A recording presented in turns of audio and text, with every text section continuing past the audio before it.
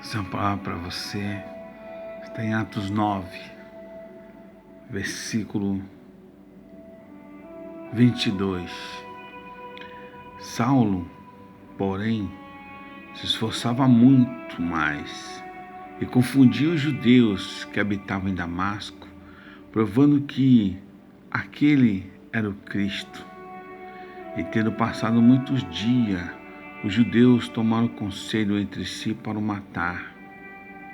Mas as suas ciladas vieram ao conhecimento de Saulo, e como ele guardava as portas, tanto de dia como de noite, para poder tirar-lhe a vida, tomando-o de noite os discípulos, o desceram dentro de um cesto pelo muro.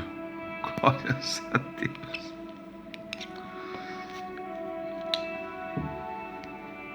Não tem como falar de Saulo, que se tornou Paulo, sem se emocionar. Você imagina uma pessoa que perseguia os evangélicos, agora estava no meio deles e os próprios queriam matá-lo. Ele andava pregando ao Senhor, mas desconfiavam. Os próprios discípulos desconfiavam de Paulo, outrora Saulo. Imagina a missão difícil deste homem convencer aquelas pessoas. Paulo foi tirado por um cesto porque estavam esperando ele. Mas eu quero te dizer uma coisa: todo servo do Senhor, o Senhor livra ele de ciladas. Paulo foi a Jerusalém, Barnabé apresentou aos irmãos dizendo: ele agora está salvo, estava perdido e foi achado.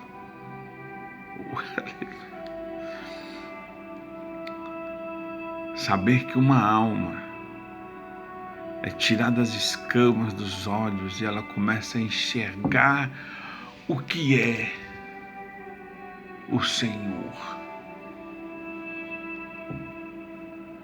É tão lindo. É tão lindo você ver alguém levantar as mãos na igreja e aceitar Jesus como o único Salvador, porque é uma coisa diferente. Você sente dentro da alma. É tão lindo isso. E no outro dia você vê aquela pessoa já até com as vestes, quando pode, transformada, lendo a Bíblia, chorando nos louvores. Por isso que é importante na casa do Senhor se ler uma palavra verdadeira, ter louvores da harpa cristã.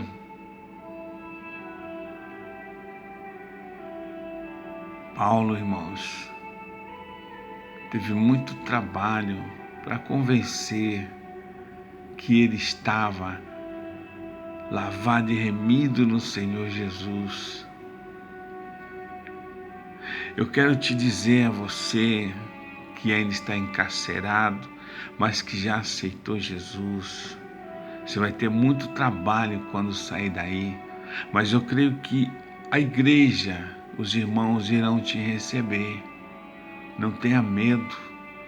O Senhor disse a Paulo antes de chegar em Roma, para que ele não tivesse medo, que ele estava com ele.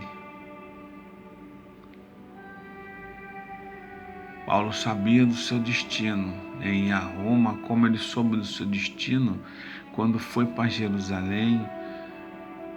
Todo homem de Deus tem que estar preparado para as suas adversidades, para os perigos que vai correr, pregando o Evangelho do Senhor. Ele será humilhado, será perseguido, caluniado, injuriado. O próprio Jesus sabia que o seu destino seria a morte em Jerusalém. Ele sabia que aquele povo que clamavam Hosana nas alturas, na mesma semana iriam tratá-lo como um bandido. E ali ele chorou porque ele sabia que o coração daquele povo era ruim.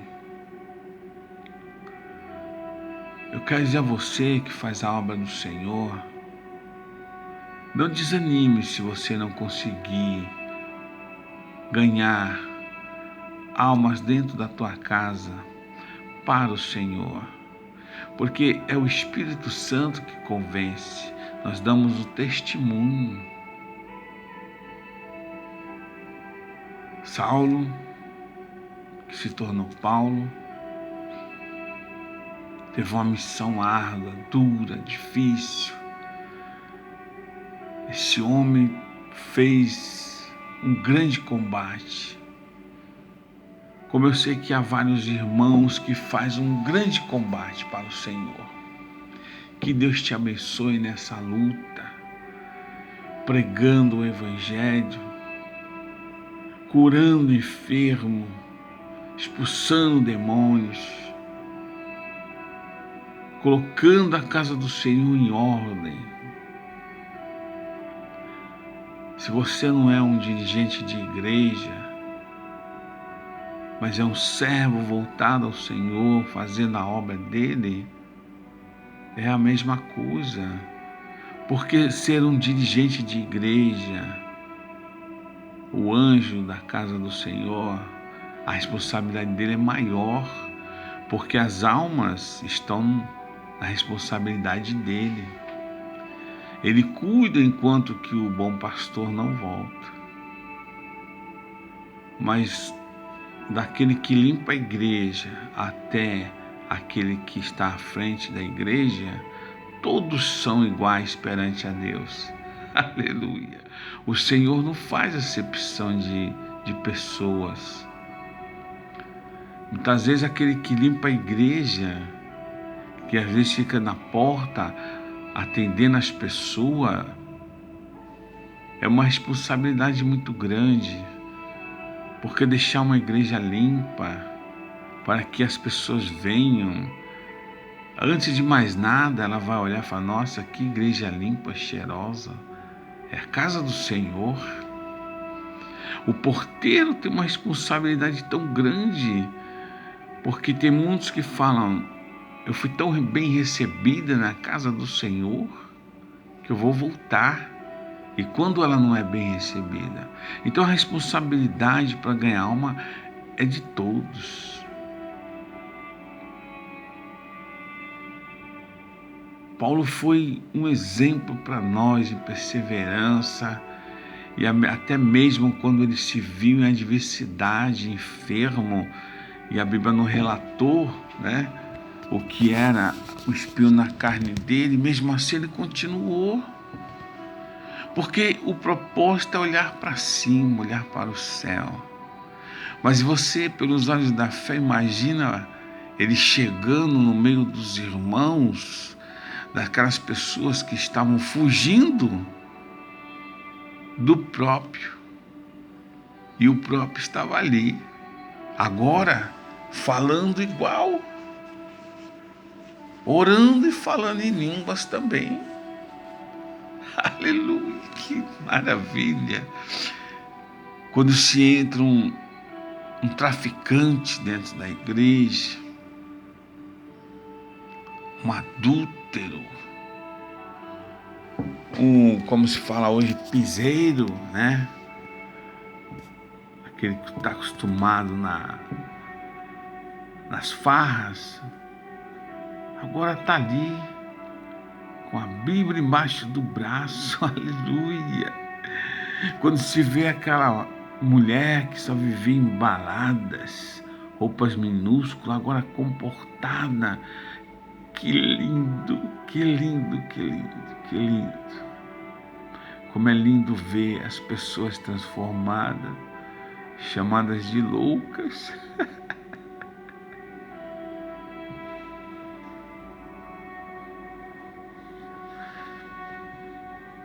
Como é bom servir esse Deus. A loucura para os homens é sabedoria de Deus. Até o brilho nas pessoas mudam quando elas estão dispostas a servir a um Deus vivo. O importante é você examinar a Bíblia nesses últimos dias difíceis, onde há lobos ferozes que só pensam em lucrar, só pensam em dinheiro, só pensam em colocar o jugo como os fariseus faziam. Não se prenda. Você é filho de Deus.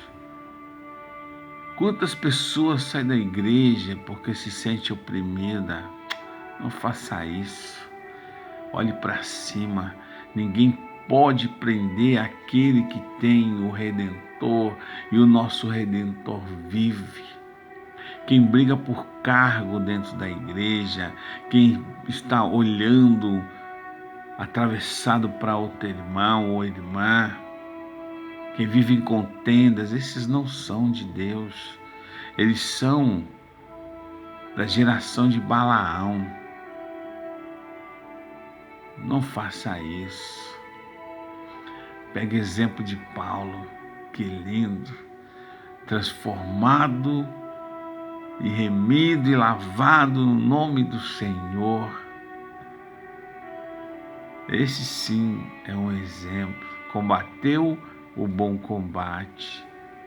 Que Deus te dê uma fé muito grande para você suportar as perseguições, calúnias, injúrias por amor de Cristo. E você que ainda não aceitou, venha para as igrejas ouvir uma palavra de Deus. Quem transforma você não é o homem, não é pregações humanistas, não é show pirotécnico, não é palhaçada. Quem transforma você é o Espírito Santo de Deus.